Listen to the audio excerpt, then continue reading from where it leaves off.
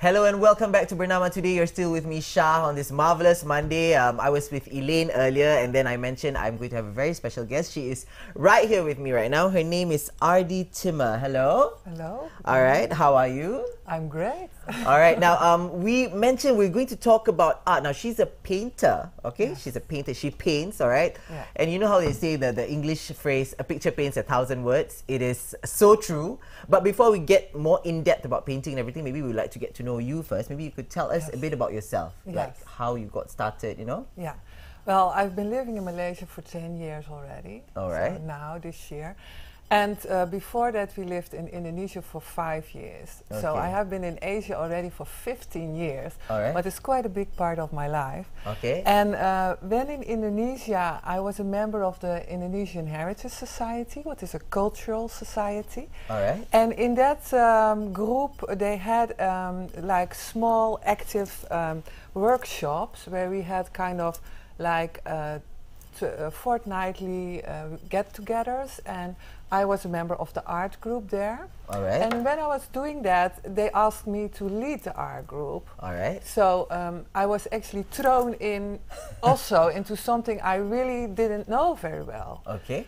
But I was always inspired by art. I love colors, and I love looking at art, you know. So I had a wonderful group of ladies I went out with like every 2 weeks. And in that time, we also studied Indonesian art. So every one of us had to do a tour of giving a presentation about a part of Indonesian art. Okay. And in that way, we also learned. So we went to the galleries, but that was play, but we also had to do something really serious.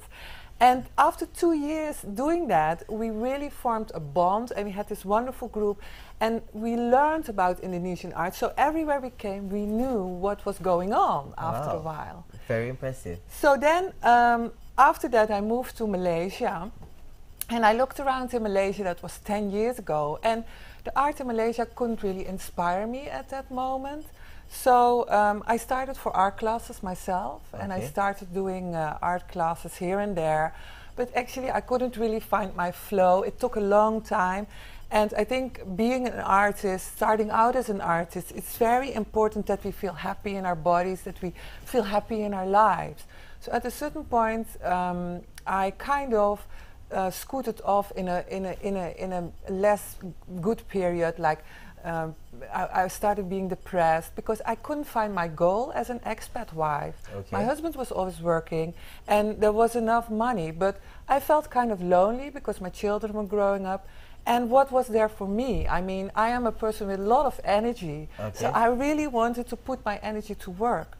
And what happened then was, I said to my husband, I really need to go back to Holland for a while because I don't know what I want anymore. And maybe I need to go live there because I feel so miserable. Okay. And that is what I did. So I lived in Holland on my own. I left my husband and children for about 8 months, 10 months.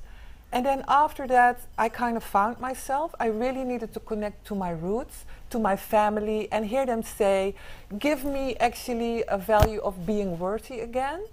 And then my children called me up and said, Mom, we want you to come back. And my son said, I'm coming to pick you up. So then I went back to Malaysia.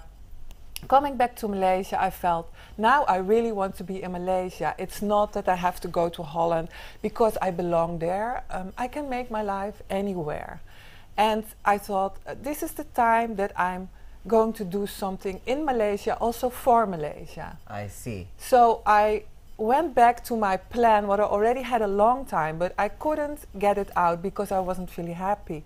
But that time I said, okay, now I'm going to start an art group here in Malaysia. Okay. And just like the one you did in Indonesia? Yes, because I knew how to do it. All right. And I started getting in touch with some artists. For instance, Soon Lai Wai, who is a lotus painter, very skillful artist. And And I went to his studio, and while connecting with the artists is always so much fun because they're lovely people. They constantly are busy with their art, and I think being busy with your art is kind of having a connection with the God source. I think you really connect to your soul, and if you really are into your art, you forget about everything. You know, art is deep. Yeah, art is for me also therapy. So I could advise everybody, please, if you are looking for something, start being creative.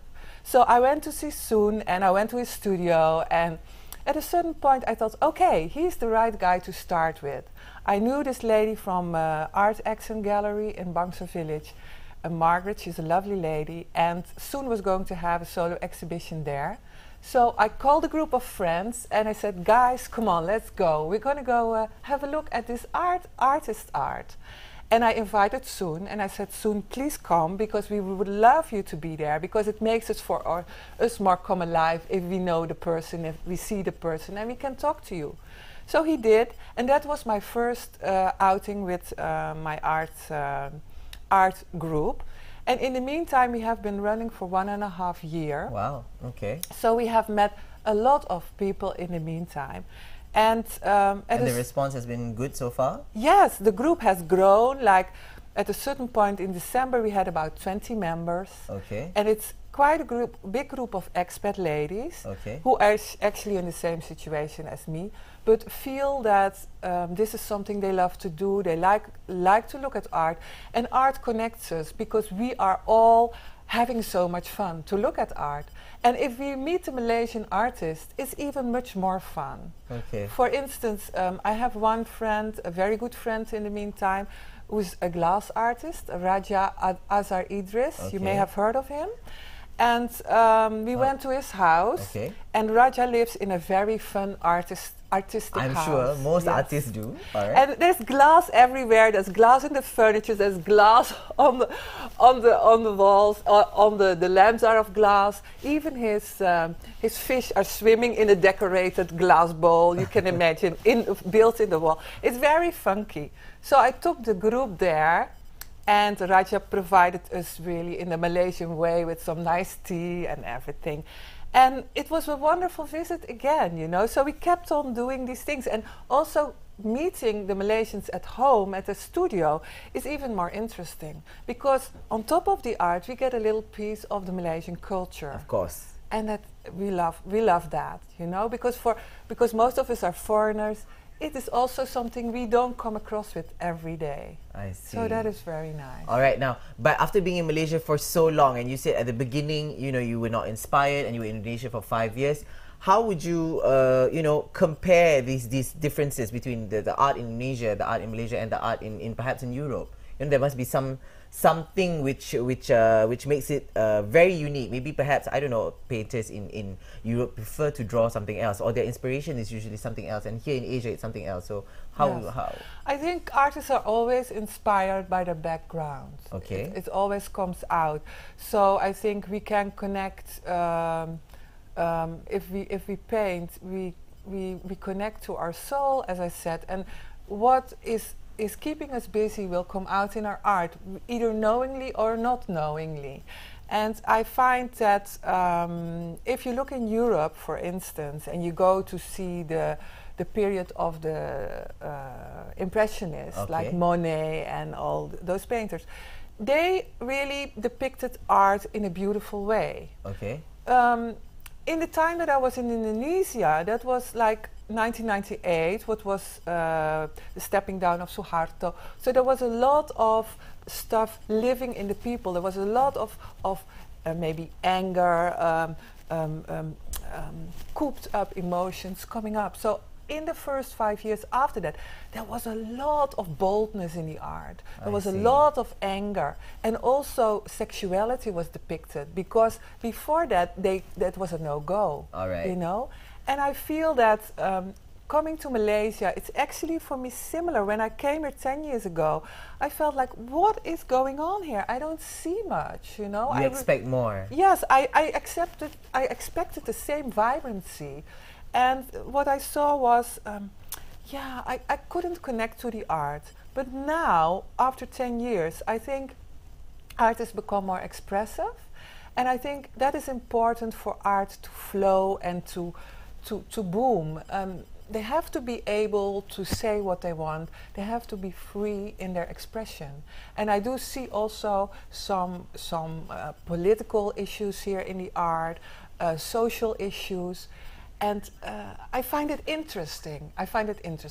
But for myself, I have decided I want to paint art for beauty. I think that is very well, Sandra. She wants to paint art for beauty. Now, do you have a website or a Facebook account if you want to check out your work? I am on on Facebook, and my Facebook account is Ardy Stiek. Ardy Stiek. How do you spell that?